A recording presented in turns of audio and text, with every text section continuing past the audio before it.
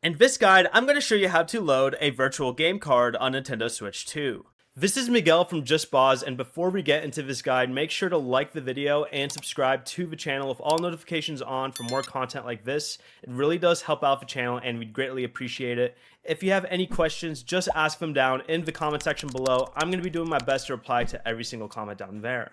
From the home menu, go ahead and select virtual game cards down here, and then choose the user that owns the digital game that you want to load. If prompted, enter your user verification PIN or Nintendo account password. Next, go ahead and select the game you want from your list of virtual game cards and choose the option that says load on this system. If the game is already downloaded, it will be ready to use once the virtual game card is loaded. If it isn't downloaded yet, the game icon will appear on the home screen and the download will begin automatically. And once the download finishes, you could launch the game normally from the home menu. Other users on that Switch 2 can also play the game while its virtual game card is loaded on the console.